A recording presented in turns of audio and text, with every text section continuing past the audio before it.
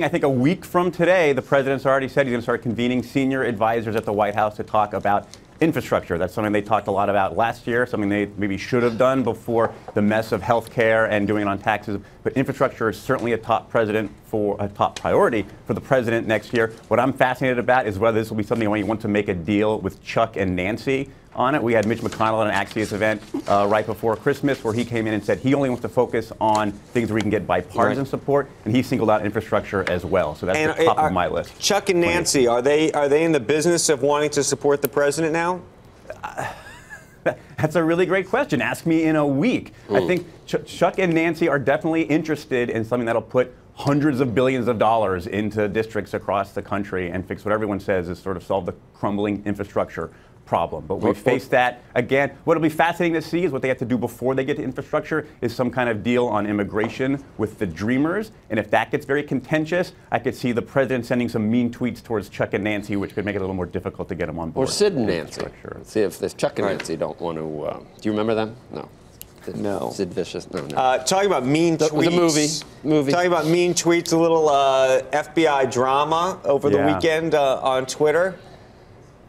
You want to weigh in? What is that? The president had some free time. This is something that we've written a lot about at Axios. There's the inside game and the outside game that they're approaching this FBI investigation and the special counsel investigation. Sort of the inside game is sort of telling the president it'll be over soon at the White House, sort of keeping a strong face, saying that there's nothing wrong, will nothing be implicated. And the outside game where they're trying to delegitimize the investigators and the investigation sort of more broadly. That's going after them on television, that's going after them on Twitter, that's enlisting people on the Hill to criticize what the FBI and some of these FBI agents. And just to put a fine point on it, he went after the #2 guy over the past couple of days. Which is something, I mean, we've never seen a president on Twitter do that before. I think it speaks to some of the sort of the unprecedented nature. The way we call it, my friend Mike Allen says it's not normal for the president to attract career agents at the FBI like that. And I don't see that stopping anytime soon. This guy's got, in a vacuum, I might say that. You can't see that there's some things going on with this guy? I mean, he should retire, I think, right? Given the,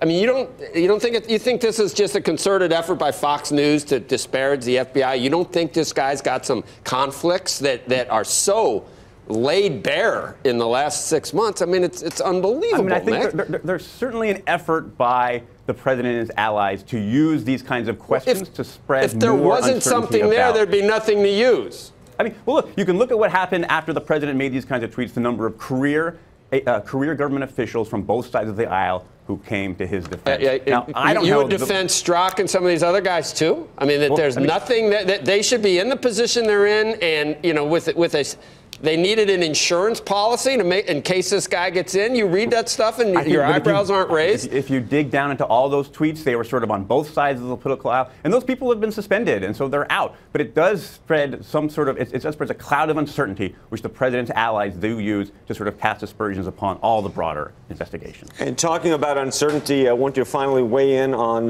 North Korea 2018. Keep an eye on it. We haven't talked about that a lot recently. I think it's very important to sort of continue to watch China, continue to watch the diplomatic efforts at the UN with Nikki Haley. What we've seen a little bit, there's a lot of generals, I think, who are being reported of saying sort of somewhat, not necessarily frightening, but sort of interesting things about sort of what they fear is on the horizon. I think it's true. As we were focused on tax reform at the end of the year, we forgot the powder keg that remains on the Korean. Nick. Hey there, thanks for checking out CNBC on YouTube. Be sure to subscribe to stay up to date on all of the day's biggest stories. You can also click on any of the videos around me to watch the latest from CNBC. Thanks for watching.